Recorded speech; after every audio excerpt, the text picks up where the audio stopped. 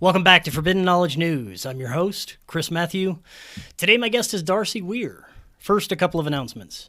If you would like to advertise with us, email me, forbiddenknowledgenews@gmail.com. We have unbeatable pricing, and we are doing incredible spots for our affiliates. Also, check out our website, forbiddenknowledge.news. It's the home of the Forbidden Knowledge Network. You'll find some of your favorite podcasts from our community, like Raised by Giants, Understanding Propaganda, Going Down the Rabbit Hole, Day Zero, and more. Forbidden Knowledge News is always available on Rokfin, Odyssey, Rumble, and all podcast platforms. But Rokfin is where you get our premium content. You also get all the premium content from every creator on Rokfin for only $10 a month. You can also create a free account and get access to everyone's free content, including all our regular shows. You just go to rokfin.com/FKN Plus to sign up or click the link in the description. Today I want to welcome back to the show Darcy Weir. He is an independent documentary filmmaker from Canada, trained as a video editor, writer, director, and producer in university and technical college. He has chosen to work on some of the more fascinating subjects that are discussed today, including ufology, paranormal, our hidden reality, and now cryptocurrencies. Darcy, welcome back. How you doing? Good, Chris. Thanks for having me, man. It's been a while. Yeah, it has. It's great to have you back on. I can't wait to get into it. We're going to be discussing your new film, The Bitcoin Field Guide, Understanding Cryptocurrency, which is actually a bit different than the previous topics you made films about, like Bigfoot and UFOs. And I know personally, though, that cryptocurrencies have saved my ass quite a few times during my journey, and I can definitely see the benefits as well as some of the downsides, which I'm sure we're going to get into today. But this is a little different than what you've been making films about. What brought you to make this particular documentary?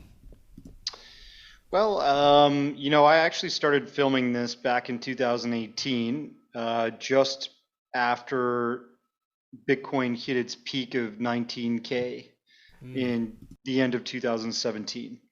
So what really happened was a friend of mine had told me about Bitcoin, and I didn't believe it. And once I started researching it and finding out, what he was doing in this new digital ecosystem, I realized there's a really cool story here that needs to be told. I've seen other documentaries that just kind of say Bitcoin is illegal or Bitcoin is some kind of scam.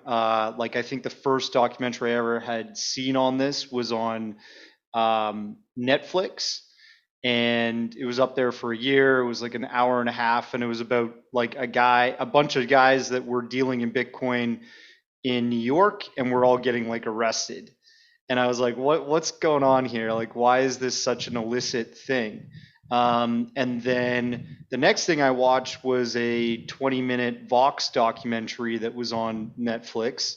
And they just basically said a lot of the same stuff, which is, Bitcoin right now is mostly used for illicit activities, and it's got a promising technology, but it's not the real thing, right? And I think that one came out in like early 2019 or something like that. So I realized that just like so much content that's out there in the world, especially in the United States, a lot of it is curated and censored. And by that, I mean, you look at YouTube, so many people have had their channels taken down, their content wiped because it wasn't appropriate apparently to YouTube. So that's a active curation. They are basically managing what they want to have on their site.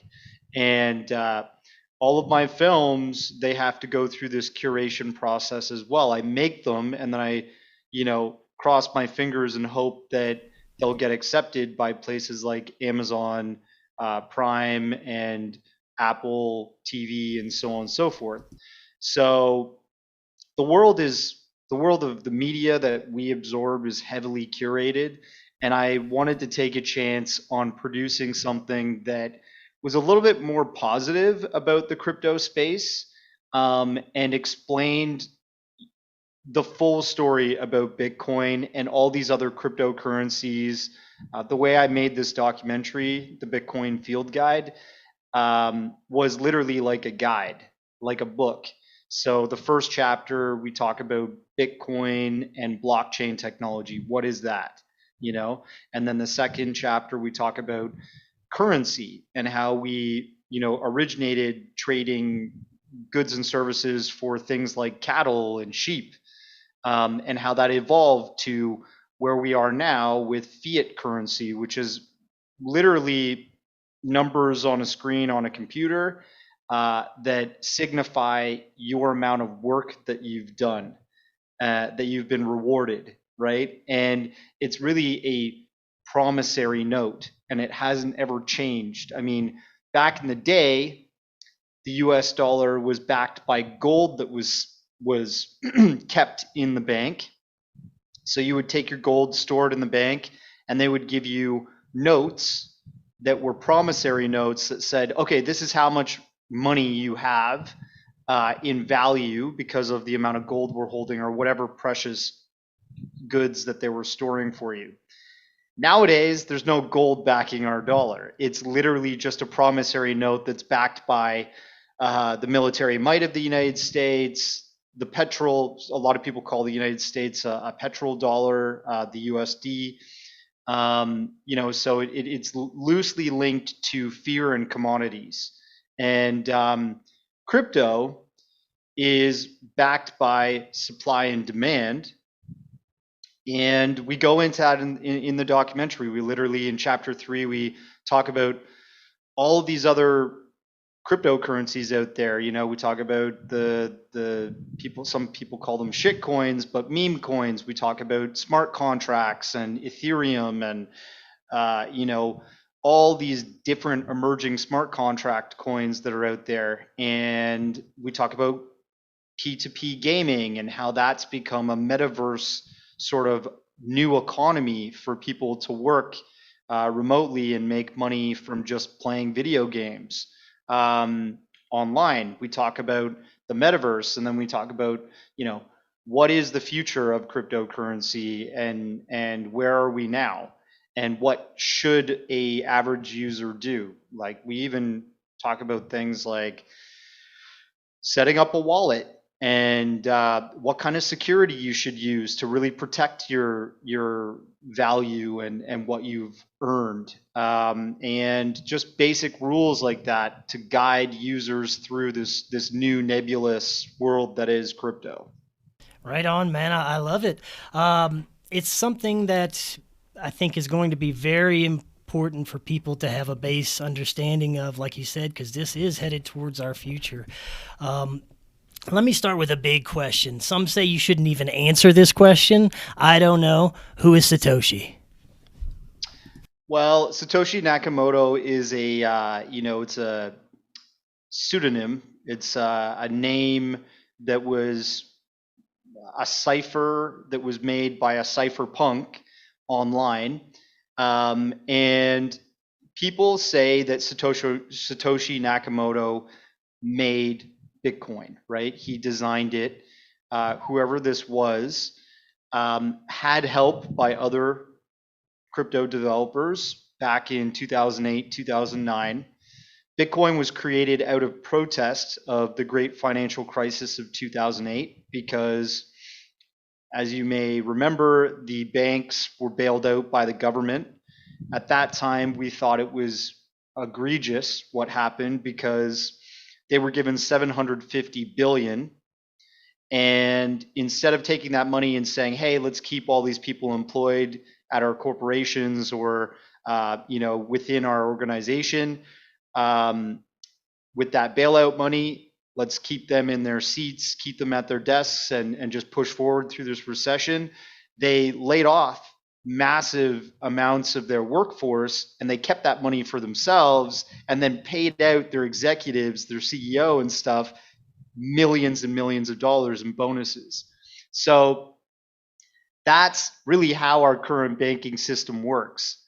It does not award the many. It does not privilege just any Joe out there. It only helps the very few, the elite. And Satoshi Nakamoto and the folks that were behind designing Bitcoin knew that and wanted to launch something that was more fair and was not run or controlled by government or banks. And that's exactly what it is. And in the very first line of code, it actually has the great it gives a head nod to the great financial crisis, the year, and it also gives a nod to Satoshi Nakamoto. Now, who was he? People speculate that Satoshi Nakamoto was actually a man from Arizona state, a man that went by the name of Hal Finney. This was a very brilliant developer, and Hal Finney was suffering from a terminal illness. He saw what went down in 2008 and said, hey, I'm going to finally launch this new cryptocurrency. People have been trying to launch different cryptocurrencies many years before that, but they never really succeeded. And this succeeded because it took off in this sort of subculture crypto punk online network of people. And the thing that really makes a cryptocurrency work long term is the network in which it, the strength of the network that it has, meaning how many people are using it and are interested in trading it, and B, what kind of value it offers in terms of technology and answering some kind of problem that we have in society. And Bitcoin did both those things really well initially. And as it started gaining more and more interest, the network expanded. So that's why it's still worth around $20,000 per Bitcoin today. It had a massive crash, but most of the time that you look at these charts, when it capitulates and it has these huge crashes, very seldom does it go lower than the peak of the last bull run. So it's most likely going to hover in this range for a little while until the next halving starts picking things up. And also, it's very possible that we could have another short-term bull run just because people are interested. And it's not just people like retail users like you and myself, but it's like Blackrock, one of the biggest investment and financial firms in the world that controls about $10 trillion in assets. They just partnered with Coinbase 2 days ago. And that's not just a pure Bitcoin play. That's a everything crypto coin play, because Coinbase allows you to trade everything. So their clients are going to be exposed to Coinbase plays. And you're going to see, in my opinion, the stock market start to lose some interest from folks like the millennials and this investment class that's ruled by the old money, like Blackrock types of corporations. You're going to see that money, I think some of the liquidity come out of the standard money markets and go into the cryptocurrency markets in the next year or so. It's exciting. But yes, we definitely don't want to see it going into the hands of BlackRock, that's for sure. Well, look, I think this is actually advantageous for BlackRock to get involved. I know a lot of people that have interviewed me about Bitcoin and cryptocurrencies in the past 3 months have said the same thing. Like, how do we stop the elites from getting into crypto? Right. You're not going to stop them from doing anything. They run the show. But if you're an early adopter, if you get into some good quality plays, this is not financial advice, but you get into some high quality crypto technologies that are going to last the next 5 to 10 years at least, you're probably going to do well as that old money comes in. So I think it's fine if BlackRock or the likes of, you already have old money in it anyways. You have like the Winklevoss twins, you have Michael Saylor, who had his massive investment firm invest billions of dollars into Bitcoin, and Elon Musk, got into it. He sold 75% of it recently, but it just shows that there's smart money out there that's following this play, because they are even looking at things like the US dollar and worldwide trade, globalization ending. They are looking at what happened in Ukraine and what's going on with Russia and China right now, and how they're allying, and they're saying to themselves, where should I don't know if I should hold on to US dollars, because that's eroding right before my eyes. That's what you're seeing with inflation. Yeah. And like, should I own gold, or should I own this new digital gold? Should I own this thing that also is very finite in the amount that you can have around the world? But it's a technology that you can trade instantly, right? Gold, you can't really trade and barter with gold. You could, but you're going to be losing a lot of your value if you trade with that. And you also have a security issue of having to hold on to it in your home, where people can just put a gun to your head and take it away.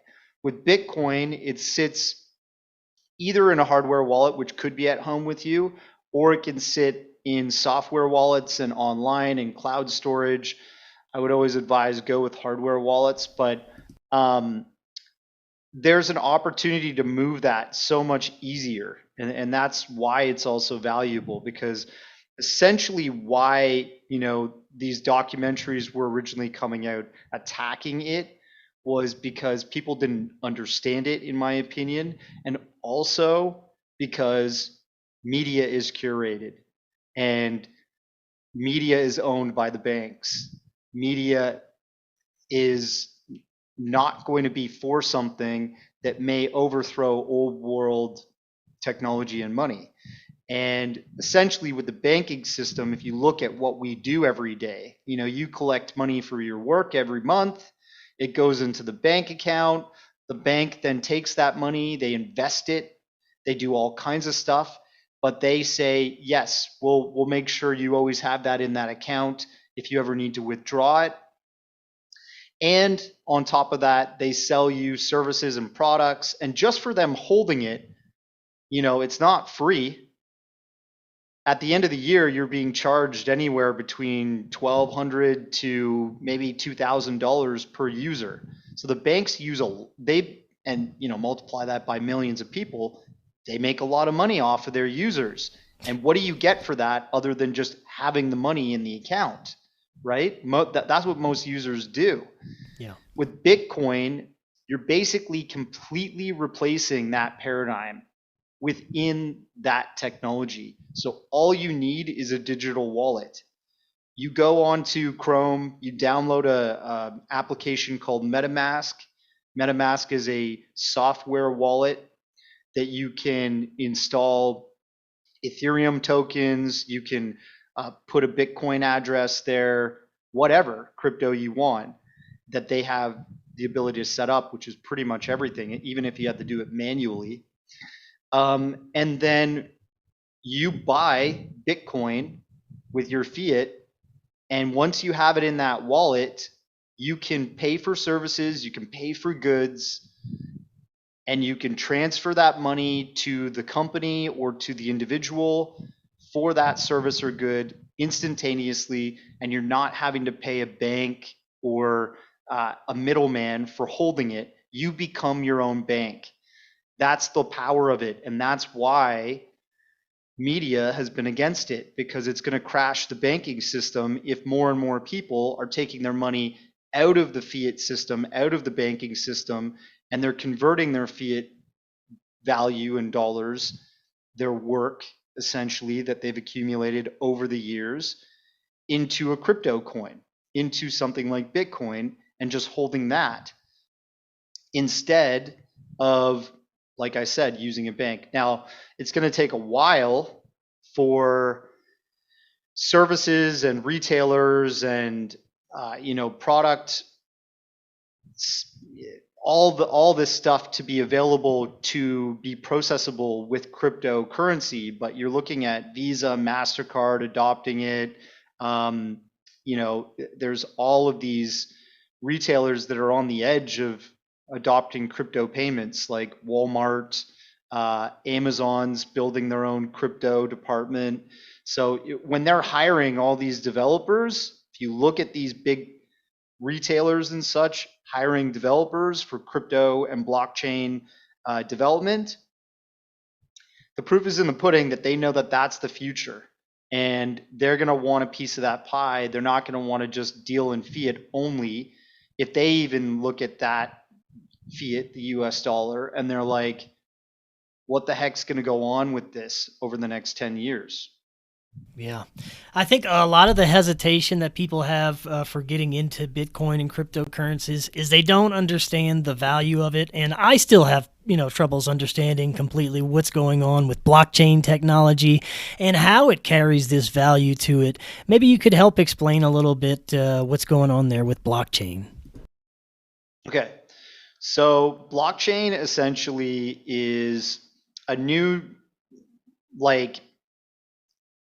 block of when you look at this technology, most of the blockchains are modeled off of the same blockchain that Bitcoin was designed with.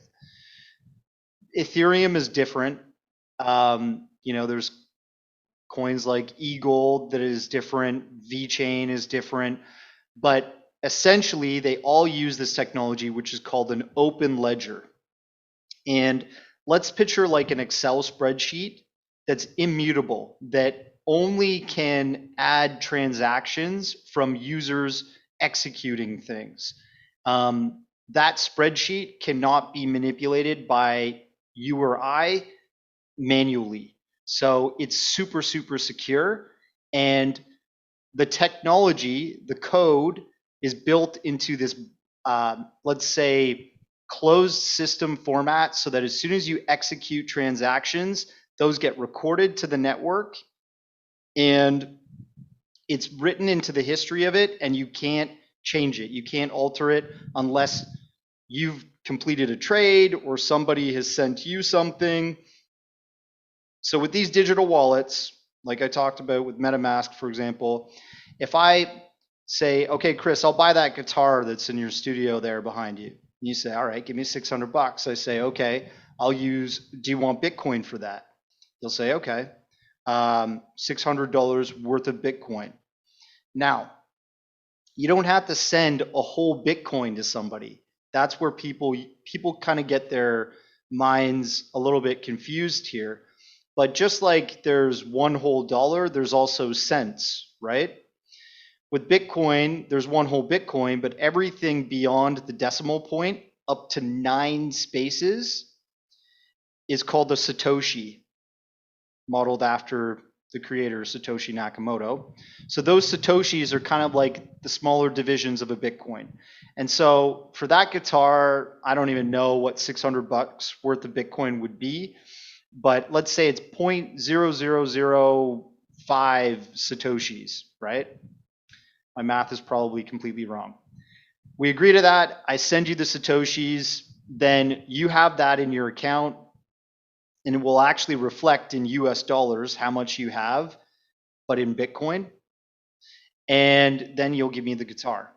So that is a value, that it's an instantaneous transaction. It's faster. It's P2P, person to person, kind of like BitTorrent or Napster back in the day, that type of thing, right? So we're taking basically this technology and we're using it person to person, and it cuts out the middleman, the banking system.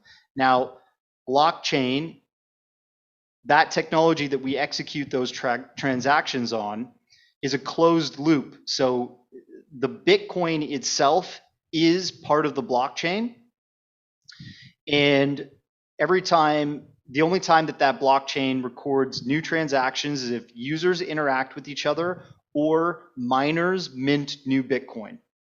So that's essentially what the power of a blockchain is. It has digital rules that are written into its existence from the moment that it's the first coin is minted. And it also, those rules are set in stone, kind of like a 10 commandments. And once you have that blockchain set in motion, you're not supposed to be able to change it. But that's the power of Bitcoin. The owner is not around anymore because Hal Finney passed away, if we believe that that is who did it. Additionally, you also have people on the network working in a very democratic way, operating between each other, and therefore it's not run by a bank or a government. It's completely autonomous. So it's a valuable blockchain because of that, because it's not as corruptible as traditional currency like the US dollar or the British pound, whatever. And on top of that, it has value because of the technology that it is, that it replaces. Every time you have technology that's innovative, when something is innovative, it offers two things primarily that will lead to better adoption. The reason why we're using Zoom today is because it has solved a problem technically. It has allowed us to use video and audio communication around the world instantaneously, that's high quality. And on top of that, it's free. So it offers better value and it offers better efficiency. When you innovate, when you make something that's innovative, you offer better value for the user and better efficiency. With Bitcoin, you're cutting out the middleman like the bank, which takes value from you. They take money out of your money every year. And additionally, if I want to settle something, if I want to send you money, it usually takes longer. So there's more people in the middle, and when I send you something, they take a fee for that too. I'm sure you've seen that, right? Oh yeah. So again, value taken away from sending money and efficiency taken away. So that's why blockchain is important, because it offers better efficiency and better value. It's an innovative technology. What can we do to fight back against big pharma and the compromised medical industry? We can become healthy and break free from the perpetual cycle of being poisoned by criminal organizations like most pharmaceutical companies. Come check out what may be the most powerful antioxidant known to man, C60 PurplePower. The benefits of C60 have been personally outstanding. I use it every day and I feel incredible. I have tons of energy, I sleep great, and I haven't even come down with a cold since I started using C60 over 2 years ago. You can even get C60 for your pets. Do your own research, click the link in the description, and check out their website. If you order from that link or use coupon code KNOWLEDGE10, you get 10% off your order plus free shipping. What is your health worth to you? Right on. I think one of the problems we're facing right now, though, as far as being charged within the crypto space, is the wallet scams that we're seeing. A lot of these wallets and people involved are charging ridiculous amounts to do swaps and things of that nature, and a lot of people see that, and that turns them off too. Do you think this is going to be maybe somehow resolved in the future, or where do you see that going with these ridiculous fees? Yeah. So, that's a really good question, and like that is a good example of what you're talking about, is basically transacting or swapping from one crypto asset to another on the Ethereum network. Everybody who's been playing in the crypto space over the past 2 years has been hit by an Ethereum fee, a gas fee. And let's talk about Ethereum first, and then we can talk about Bitcoin and how that's going to change. So Ethereum is going through the merge, which is the first step in converting from ETH 1.0 to ETH 2.0, which they're also rebranding to the consensus layer. And when they go through the merge, there's going to be a purge and all these other development steps to get to the next, better quality network to trade on. And one of those things that's happening is the Ethereum network will add sharding to transactions. So right now, if you're dealing in blocks and you're transacting from one wallet to another wallet on Ethereum, you're basically using their old technology in which there's a set gas fee, a certain amount of Ethereum that needs to be burned or used in order to complete that transaction. And it can be around $50. I mean, when the network was really congested in 2021 because there was massive amounts of retail and probably corporate adoption behind the scenes, people were getting $200 gas fees. Crazy, right? When sharding comes into play, basically transactions, instead of happening in a one way gas fee, what happens is transactions will break up. The blocks will actually break into trees of opportunities for transactions. And when it breaks up into these multiple shards of transactions, it will lower the gas fees because a bunch of different queries will go out. So your query to send me some money and 5 other people or 10 other people's queries to send their money at the same time will go into one calculation, one block, and they will be all sharded into a tree connecting to that block. And when that completes, each shard will have a lower gas fee. So that innovation is coming.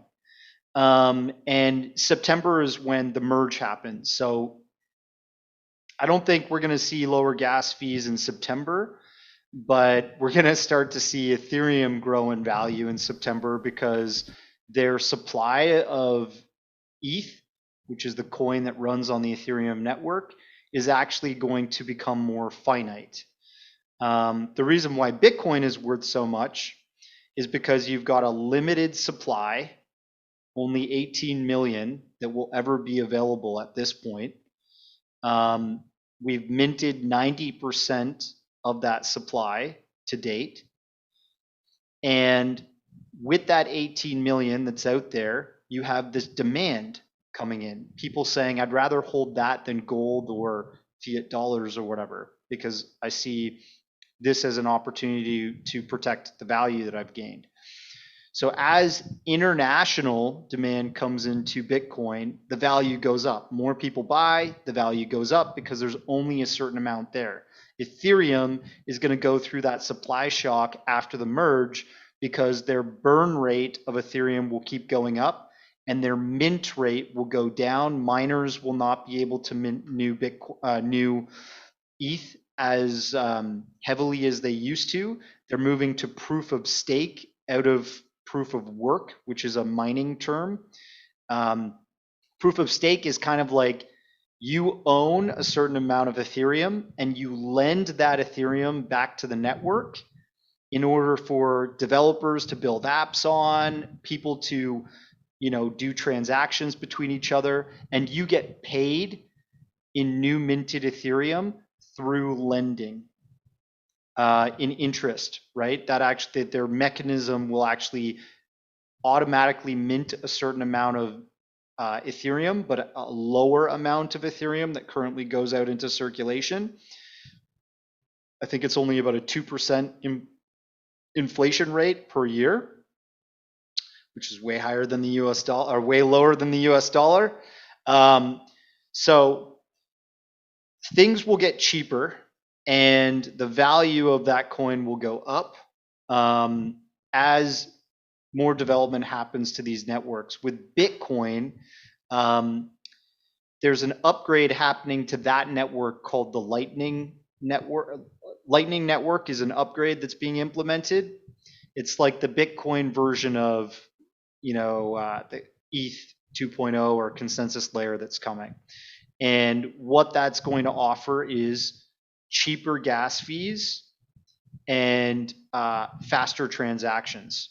So again, it's something that's going to offer better value and efficiency for the users, and that means I think that retailers and such, as they adopt this sort of crypto payment option in the future, these upgrades will allow those retailers to transact quicker for their users, and also in smaller amounts, smaller denominations. So in the future, you may not use, one whole Ethereum to buy something. You might use 0.000056, and the same with Bitcoin, right? Yeah, that makes sense. Now, earlier you were talking about meme coins or shit coins. I have never kind of dabbled in any of these. I know that I have quite a few friends that like even trade with these, and they purchase a whole shit ton of them when they're very cheap. What is your opinion on these meme coins, and are they going to be useful at all? Mm. So the problem with meme coins, in my opinion, is the supply. If you look at something like Dogecoin or Shiba Inu, they have like, I don't want to just make it up. Let me just quickly look. But if you look at, let's say Dogecoin, Doge, um, it's worth right now 0.069 cents, so almost 7 cents per Dogecoin. And the circulating supply, the amount of Dogecoin that's out there in the system for people to trade with, transact with, is 132, I think, billion. 132 billion 670 million. So that's a lot, right? Compare that to Bitcoin, there's only 18 million, right? That's ever going to be available in circulation. And the total supply of Dogecoin is, it says on CoinGecko, infinity. So how does that translate to value? It's the same as using the US dollar. They just keep printing US dollars. The great financial crisis of 2008, they printed 750 billion to bail out banks and all that stuff, protect the economy. And we thought that was an insane amount of money back then. COVID hit, and they printed $4.5 trillion into existence. The M2 money supply before that, before COVID, before that money printing, was only 4 trillion.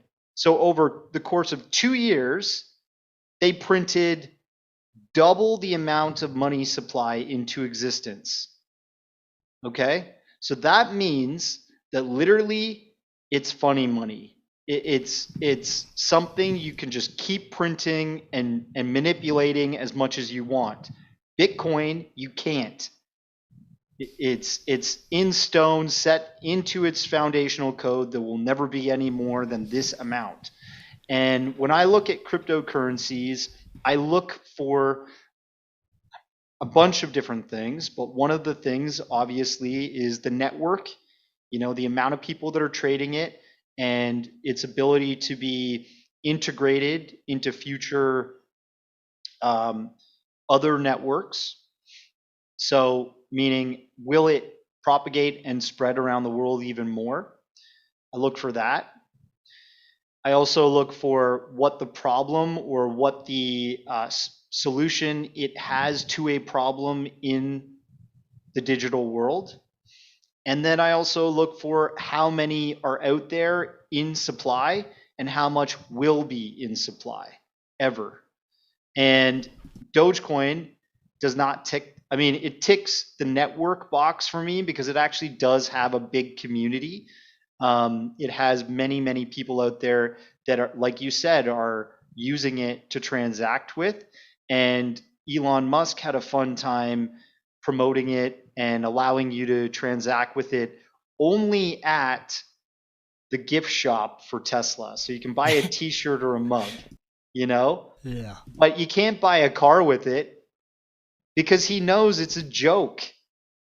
And that's the real sick thing about it, you know, and he owns a bunch of Dogecoin, but it doesn't really, all it is just another USD. It's another, like, it's a crypto version of an infinite supply dollar. So the value of it to me long term will erode. And a lot of these meme coins have that sort of problem. They're made because they're funny and because they'll catch some kind of viral buzz initially. And that's what happened with Dogecoin.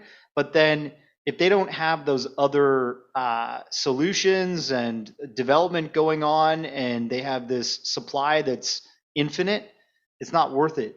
It's not going to protect the value of your hard work and money. Well, let's look at Bitcoin. You said that there's only 18 million in circulation. Theoretically, could someone just snatch all that up? So there are currently, the circulating supply is 19 million.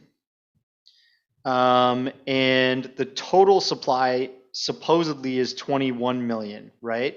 But the problem with this figure of the circulating supply is that it's wrong, because many of those Bitcoins have been locked away and lost. You hear about stories of a British man who threw out his hard drive, and he's got like millions of dollars thrown away because now that Bitcoin is lost in a dump somewhere in the UK.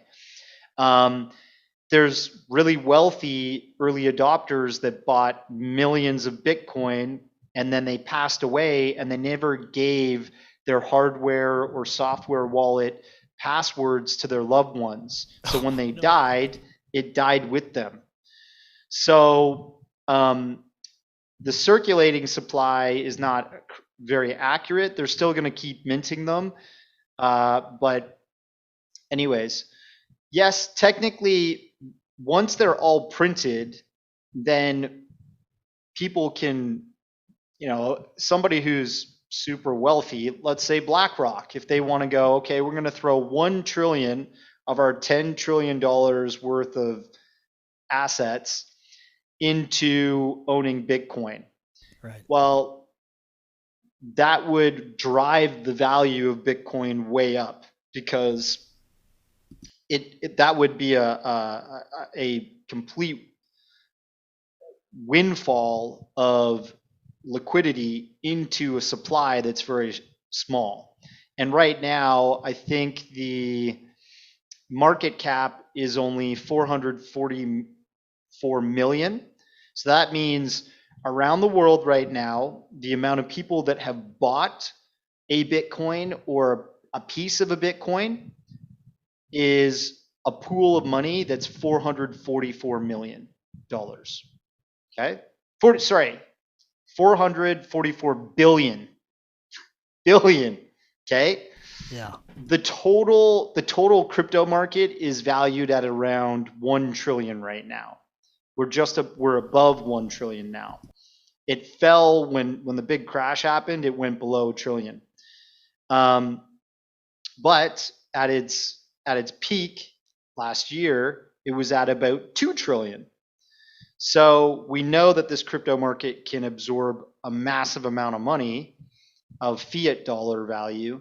The question is, should people own fiat currencies and hold their value of their work and what they've earned or saved over the years? Should they save it in that, or should they transfer some of that value and hold it in a cryptocurrency?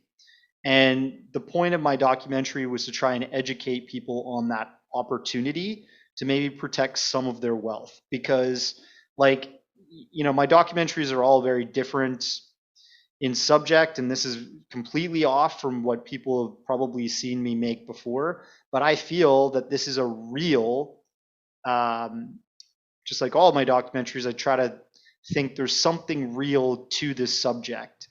And the real thing that's in crypto is that this is a real opportunity for people to protect their value of their work and efforts in the future. Yeah. That's great, man.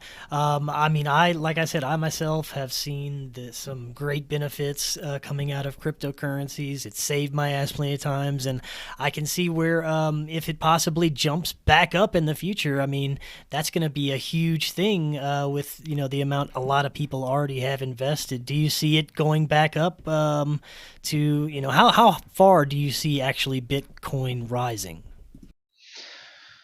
Honestly, like I'm not a technical analyst. Like there are so many on YouTube, and I actually partnered up with this guy, featured him in the documentary and interviewed him. He goes by the name BitBoy Crypto on YouTube. His real name is Ben Armstrong. He comes from a traditional finance background, but got into cryptocurrency and Bitcoin many, many years ago now. So he was an early adopter. His channel is really about predicting, where could we go with this and what's happening in the market right now, what's happening in the news and all that stuff. And I check in and watch his show and many other crypto influencers shows online. But I think what you have to realize is that this is a technology, right? This is a space, a new digital economy. And if you look at the internet and the emergence of the internet and IT that came out of Silicon Valley in the 90s into the early 2000s, we went through the same boom and bust, right? We had roaring up to the late 90s and then ending in the year 2000, the internet bubble. I don't know if you remember that, but like you had all of these companies and individuals going into this new economy, this new digital space, which is the internet. And there were all these dot coms starting up left, right, and center. And the crash happened. And what happened was, out of that crash, you saw the frauds, you saw all the weeds and the criminal activity and the garbage being shaken out of the market. And there were naysayers at that time. There were people that were saying that, oh, the internet, the dot com bubble has burst. This fad is over. We're not going to be, let's go back to reading newspapers and collecting magazines and going to the library to read our information and find out the facts about the world. That's where everything is stable. Let's go back there. It's over, guys. That's what people were saying then. And the funny thing is, too, countries like China outlawed the internet when it was on the rise. And they've outlawed Bitcoin and other cryptocurrency assets, but they're launching their own. And they eventually came back and launched the internet in their own way as well, that they can fully monitor their public and control everything, right? Why I'm telling you this story is because Bitcoin and the cryptocurrency market has just gone through that dot-com bubble crash, okay? And it's recovering. So it's a technology just like the traditional internet, but it's an evolution of the internet. It's the next step in where we're going to go with the metaverse and connecting to each other digitally and using applications. Blockchain is this new technology that people are going to be using more and more in the future. And it's not just going to be like this banking solution. It's going to be gaming. It's going to be communications. It's going to be government. They're looking at adopting blockchain technology to keep track of their systems and what they're doing with money and running projects and developing new things within the economy. So we're coming out. I think we're going to come out of this crash, and your guess is as good as anybody else's, but Bitcoin being at $23,000 right now may seem expensive to a lot of users, a lot of people that are not the early adopters, but I think that's still cheap. I think that 68 or 64,000 when it was at its peak, where what was it at? Let me make sure I'm not just pulling out random numbers here, but its all-time high was $69,000 per Bitcoin on November 10th, 2021. That's 9 months ago. The next halving will happen in 2024. And essentially what happens is that supply becomes crunched again because the amount of Bitcoin that gets awarded to miners on the network goes down by half. So there's less Bitcoin in circulation as of that next halving day. And usually around the halving, like usually 3 to 4 months before the halving hits, you start to see the bull run take off again. So I think a lot of these predictions that you had from all of these Bitcoin maximalists that came out last year and the year before saying, oh yeah, Bitcoin's going to hit 250,000 or $500,000 per Bitcoin. I think that's going to happen at the end of 2024 after the halving. Now, what is the halving? It's just for those that may not be familiar. Yeah, so I kind of explained it. Essentially, when you're looking at the supply of Bitcoin, what's happening every day, every month of the year is new Bitcoin or chunks, Satoshis, are being minted to the network by miners.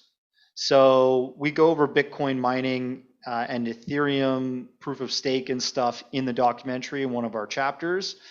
And essentially what happens is you've got these companies now that have warehouses full of server computer sort of setups, and they are using specially built ASICs. They're computers that are solving algorithmic problems on the Bitcoin network. And every time they solve those mathematical algorithmic problems, they're strengthening the network. And by doing that, they're awarded Bitcoin. They're given a piece of Bitcoin, usually Satoshis, sometimes a whole Bitcoin, depending on how big the problem is, right? And they're keeping those in their digital wallets. And when a halving happens, it happens every 4 years. When a halving happens, you're essentially taking those algorithmic problems, you're making them a lot less likely to award a full amount of Bitcoin or more Satoshis, those smaller denominations of a Bitcoin. In fact, what happens is instead of them awarding, let's say, 0.6 Bitcoin to you, they're going to award you for solving an algorithmic problem 0.3. So they give you half of the reward every 4 years. And therefore, it makes the supply more scarce. Can this be hacked? This technology? So when you hear about these hacks that are going on, what's usually happening are two things. You're either hearing about people getting their wallets hacked, not the cryptocurrency itself, or you're hearing about a company stealing liquidity, doing a rug pull from its users. And it's criminal. Those, hackers will answer for what they do eventually. And the companies that launch these new crypto coins that don't really have a good plan, they have like a white paper that says they're going to make this beautiful network and this coin function, and it's going to connect to all these other networks maybe and have this applicable problem solved. They usually have a white paper, but the coin's not done yet. And when people are buying that coin, they're investing. They're literally gambling on something that's not proven yet. So, excuse me, that's a really risky play. And the rug pull comes from the company saying, okay, we actually can't solve this problem. We have no intention to, but we have all this liquidity, this investment that's come into our network from users that have found this to be a project they think that's going to be worth something down the road. And they just say, screw it, let's steal the money and run away. So that sort of thing is happening. And an actual hack is where these hackers are essentially breaking into exchanges cleverly through code exploits, and they're stealing liquidity by sending it to their own wallet, or sometimes they're actually tricking users into giving away their mnemonic phrases, their password secret phrases, and they're connecting to the wallet themselves and then draining the crypto coins into their own wallet by sending to themselves. So protect your wallets by never sharing information with other users online. Don't click links in Telegram or these other messaging services where people say, hey, let me help you out. Click this link and I can send you some crypto and stuff like that. There's all kinds of scammers out there. It's insane. And the other thing is invest in projects that don't seem like they could rug pull. So a really good project, for example, a coin that has been made and fully proven and is just continuing to get adopted is Bitcoin or Ethereum. These new coins that just pop up every day and every month are not proven because often they're not even fully developed yet. They haven't finished what they've set out to do. They're just a security in a startup company, essentially. It's like you're investing in a share of a startup company and you're taking a risk on that startup company stealing your money and shutting shop right away, or that startup company screwing up and letting some hacker break into their poorly developed security code and draining the funds out. So that's what happens with hacks. Can you hack a Bitcoin? No, you can't. It's 256-bit SHA-2, which is like the highest security right now. Banks use 256-bit AES, and people speculate that maybe a quantum computer can hack a Bitcoin, but a quantum computer costs hundreds of thousands of dollars. There's not a lot of developers that use quantum computers yet. And on top of that, there's companies that see that as a possibility, and they're building a solution, an upgrade to protect the Bitcoin network. So there's actually a company out there, if you Google it, that's building a quantum computer security solution for Bitcoin.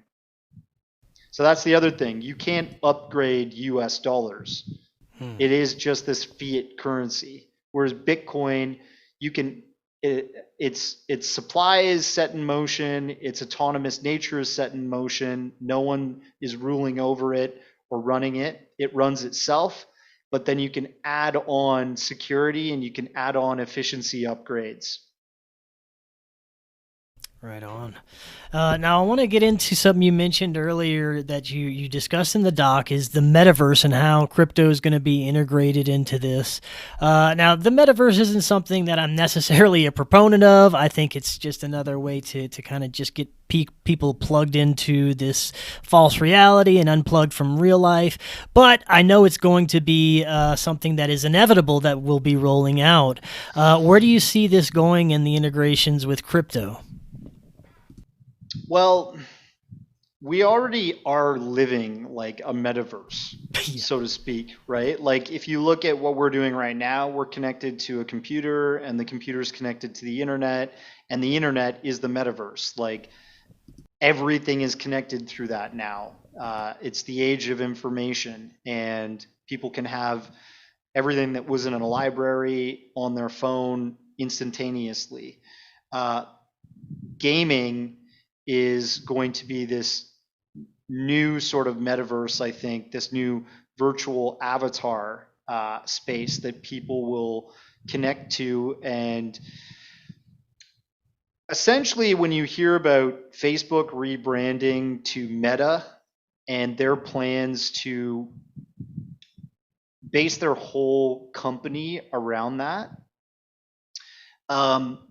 what Mark Zuckerberg is aiming at is that people will log into Facebook or Meta, and when they log into that, they will have their digital identity, they will have their digital wallet where they can keep their crypto, and they can even have their job, they can have their friends network, they can have their family and everything on that network to connect with instantaneously. So if gaming connects to, let's say, Meta, Facebook's application, and you have a digital wallet and you go and play that game and you get rewarded in crypto coins to your digital wallet for playing that game, you essentially are going to work, you're waking up, you're connecting to your computer, and you're living at your computer in this metaverse. And that's essentially what they're, and you have your avatar that you use to interact with family, friends in the gaming world, as well as your business, which is your gaming or whatever you're doing. And I mean, you can even connect, services and products that you sell to the Amazon marketplace or to the Facebook marketplace already, right? So what they're going to do is they're going to connect up that to your avatar and so on and so forth.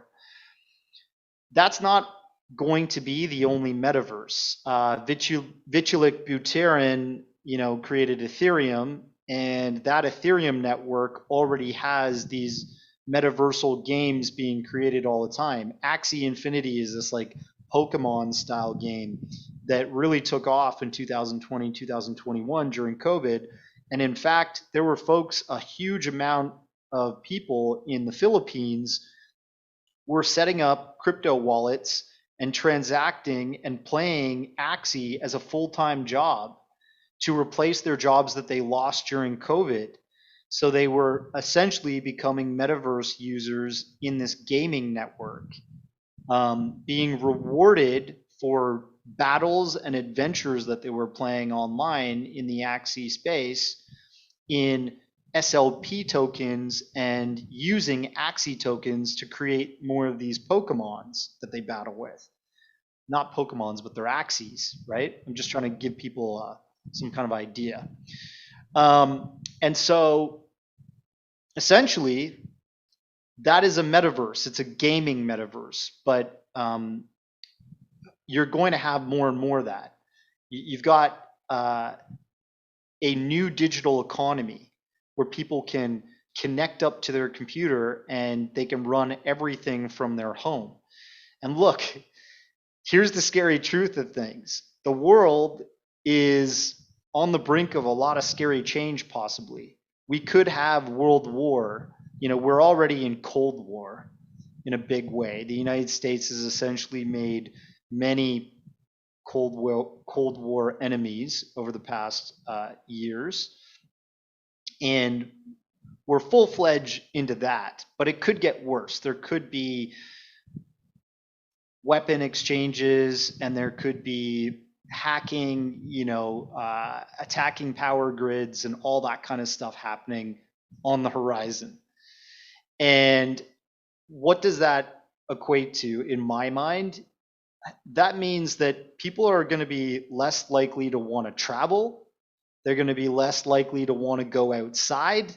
if pollution continues because of these sort of wars and weird situations where we're actually using more fossil fuels than renewable energies and other opportunities to clean up the planet, it might actually be like many cities you live in the world are the same as LA, where the air is literally toxic. You go to a place like Beijing, good luck, buddy. You better wear a freaking gas mask when you walk around there, because your life expectancy from having such dirty air and and lack of clean drinking water, it usually equates to the same thing, means that your life expectancy is going to be drastically lower.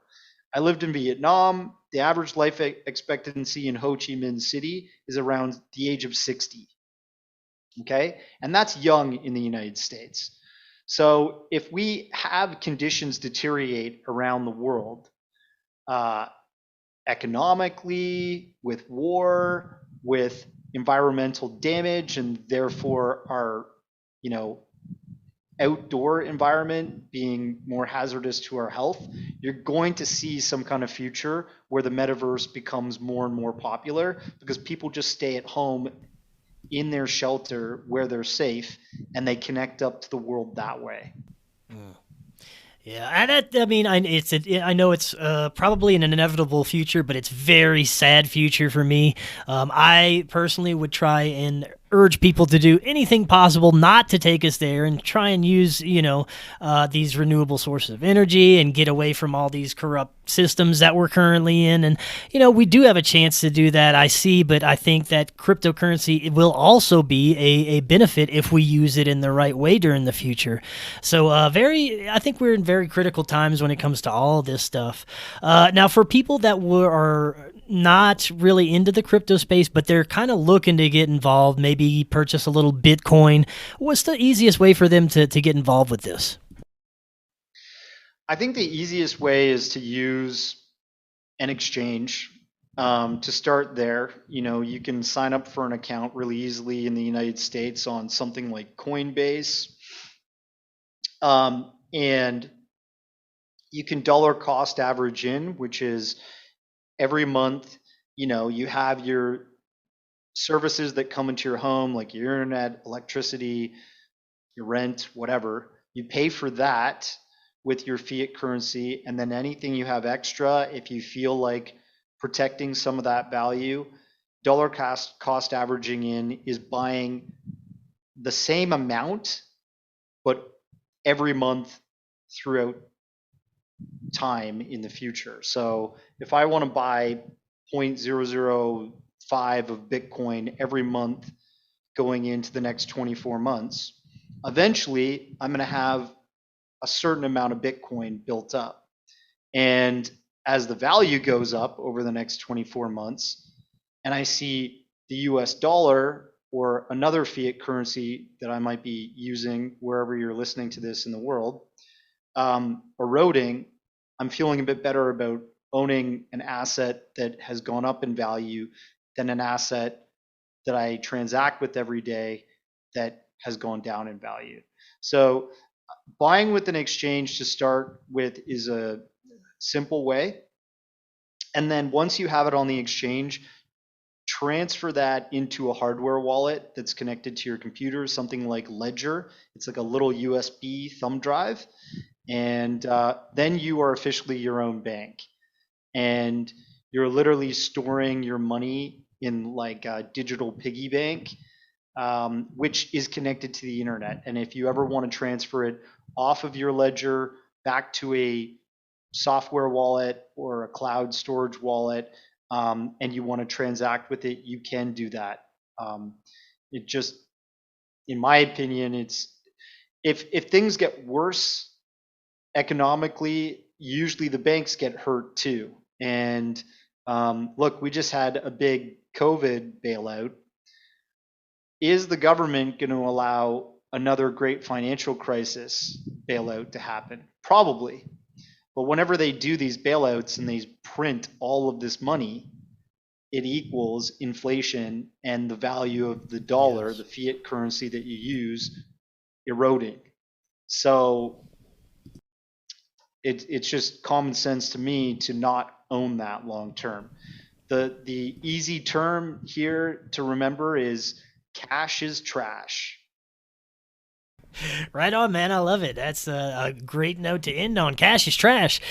This was fantastic. Where can people find your work and the documentary? What's the best way? Yeah, most of my documentaries are free on tubetv.com, which is like a Fox entertainment Yeah, I love Tubi. network. So the Bitcoin Field Guide is free there. You can search my name, Darcy, Darcy, Weir, Weir, on Tubi, and my whole catalog of films will come up if you want to check out any of them for free. And it's all about education. I just think that this is a opportunity for people. Right on. And your website is occultjourneys.com, correct? Yeah, and you can just check out trailers, check out the posters for my films. If you click on the poster, it usually take you through to Tubi or some other place that the film is available. Sweet, man. I love it. We're definitely going to have you back on sooner than last time. It has a great time. Yeah, man. Sorry it's been too long. Oh, that's all good. That's the way it goes. We're busy people.